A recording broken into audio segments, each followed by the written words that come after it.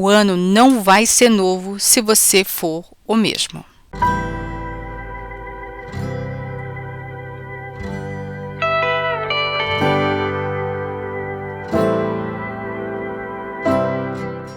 Imagine que é uma típica tarde de sexta-feira e você está dirigindo em direção à sua casa. Você sintoniza o rádio, o noticiário está falando de coisas de pouca importância. Você ouve que numa cidadezinha distante morreram 3 pessoas de uma gripe até então totalmente desconhecida. Não presta muita atenção ao tal acontecimento e esquece o assunto. Na segunda-feira, quando acorda, escuta que já não são 3, mas 30.000 as pessoas mortas pela tal gripe nas colinas remotas da Índia. Um grupo do controle de doenças dos Estados Unidos foi investigar o caso. Na terça-feira, já é a notícia mais importante, ocupando a primeira página de todos os jornais, pois já não é só na Índia, mas também no Paquistão, Irã e Afeganistão. Enfim, a notícia se espalha pelo mundo. Então, estão chamando a doença de la influenza misteriosa. E todos se perguntam: que faremos para controlá-la? Uma notícia surpreende a todos. A Europa fecha suas fronteiras. A França não recebe mais voos da Índia, nem de outros países dos quais se tenham comentado de casos da tal doença. Por causa do fechamento das fronteiras, você está ligado em todos os meios de comunicação para manter-se informado da situação. E, de repente, ouve que uma mulher declarou que num dos hospitais da França, um homem está morrendo por causa da tal influenza misteriosa. Começa o pânico na Europa. As informações dizem que, quando você contrai o vírus, é questão de 1 semana de vida. Em seguida, as pessoas têm 4 dias de sintomas horríveis e morrem. A Inglaterra também fecha suas fronteiras. Mas é tarde. No dia seguinte, o presidente dos Estados Unidos fecha também suas fronteiras para Europa e Ásia, para evitar a entrada do vírus no país, até que encontrem a cura. No dia seguinte, as pessoas começam a se reunir nas igrejas em oração pela descoberta da cura. Quando, de repente, entra alguém na igreja aos gritos: liguem o rádio! Liguem o rádio! 2 mulheres morreram em Nova York. Em questão de horas, parece que a coisa invadiu o mundo inteiro. Os cientistas continuam trabalhando na descoberta de um antídoto, mas nada funciona. De repente, vem a notícia esperada. Conseguiram decifrar o código de DNA do vírus. É possível fabricar o antídoto. É preciso, para isso, conseguir sangue de alguém que não tenha sido infectado pelo vírus e que tenha o sangue totalmente puro. Corre por todo o mundo a notícia de que as pessoas devem ir aos hospitais fazer análise de seu sangue e doar para a fabricação do antídoto. Você vai de voluntário com toda a sua família, juntamente com alguns vizinhos, perguntando-se o que acontecerá. Será este o final do mundo? De repente, o médico sai gritando um nome que leu em seu caderno. O menor dos seus filhos está ao seu lado. Se agarra à sua jaqueta e lhe diz: pai, esse é meu nome. E antes que você possa raciocinar, estão levando seu filho e você grita: esperem!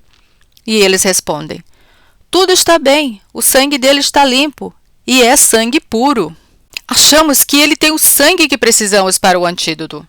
Depois de 5 longos minutos, saem os médicos chorando e rindo ao mesmo tempo. E É a primeira vez que você vê alguém rindo em uma semana. O médico mais velho se aproxima de você e diz: Obrigado, senhor. O sangue de seu filho é perfeito. Está limpo, puro.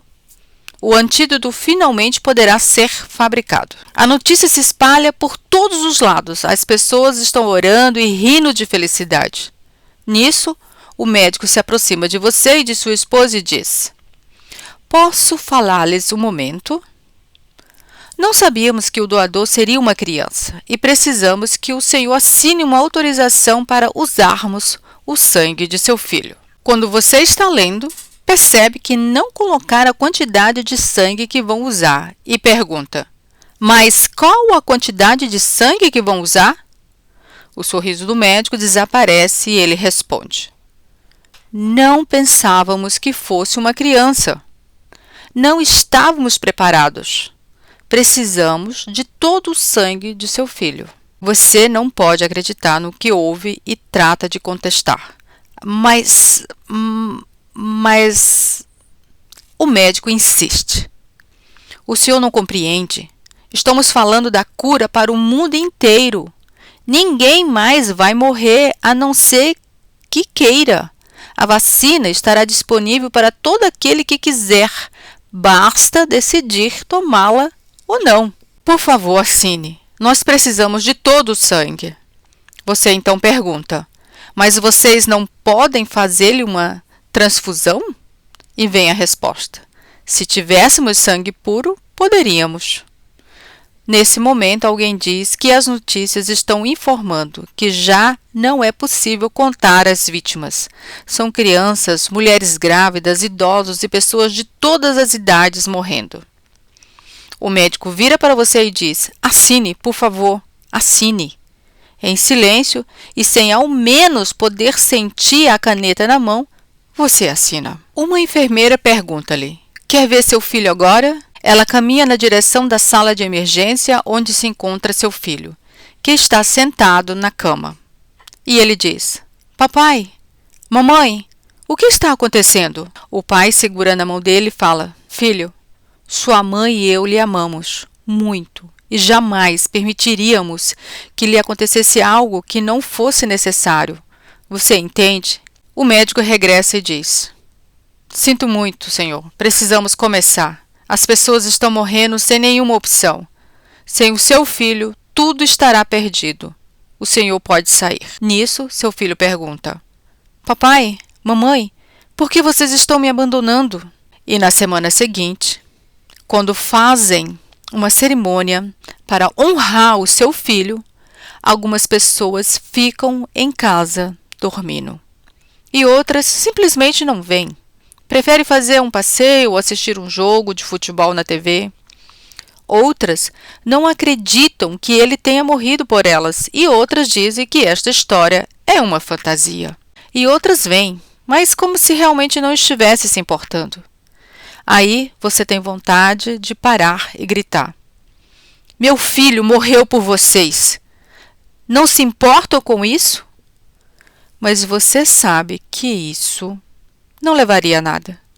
Os corações estão cauterizados e os olhos fechados para tudo que não sejam eles mesmos. O vazio da ingratidão e a arte de conviver.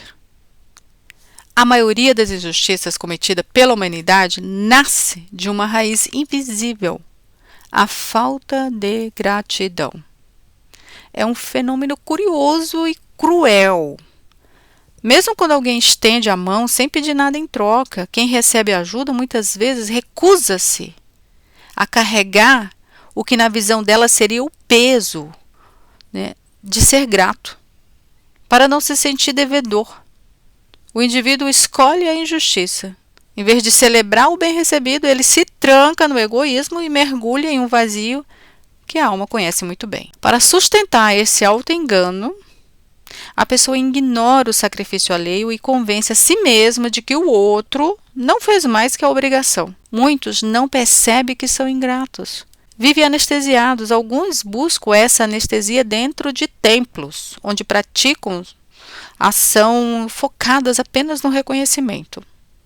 Reclamo para atrair atenção e tento apagar a luz do próximo para que as honras recaiam apenas sobre si. Outros, fora das igrejas, anestesiam-se com vícios, distrações ou até atividades saudáveis levadas ao excesso. Seja pelo orgulho ou pela fuga, o resultado é o mesmo. A destruição da vida, se não a do corpo, certamente a da alma. O silêncio sobre o amor verdadeiro. Vivemos um paradoxo estranho. A luxúria, crua e obscena, circula livremente em nossos espaços, mas a discussão pública sobre o amor verdadeiro, a doação e a existência de heróis reais são supridas. Nas escolas e empresas, o discurso de ser melhor que o outro substitui o aprendizado do convívio. Foca-se em objetivos vazios, enquanto a arte de amar e se relacionar é esquecida. Mesmo já sendo provado que indivíduos emocionalmente saudáveis produzem mais. Não falta o trabalho com frequência, são mais criativos e etc. Curioso, não é? A conexão. Independentemente de sua fé, houve alguém que caminhou nesta terra e amou de tal forma que se tornou inesquecível. Até os mais céticos o reconhecem como um sábio judeu do século I, cujas palavras moldaram a ética ocidental. Seus ensinamentos sobre justiça e compaixão são vistos como o ápice do humanismo. Você sabe de quem estou falando? Este homem entregou a receita da felicidade e da saúde. Ele ensinou a dar a César o que é de César. Em outras palavras, o que é do outro, o que é seu. Ele nos ensinou a buscar a paz com todos. Ele propôs o perdão não como uma regra religiosa rígida, mas como uma aceitação da imperfeição humana, um caminho para manter as relações leves. Ele sabia o que a ciência moderna apenas agora confirma. A falta de conexão social adoece o corpo. A solidão crônica desregula o cortisol, enfraquece o sistema imunológico e abre portas para a depressão e doenças cardíacas. Ele pregou a união como essencial, pedindo que tivéssemos o mesmo sentimento e amor. Se você quiser, pode ler isso em Filipenses 2:2. E fizéssemos o esforço de manter a unidade pelo vínculo da paz. Isso soa até como discurso político, manter a unidade pelo vínculo da paz.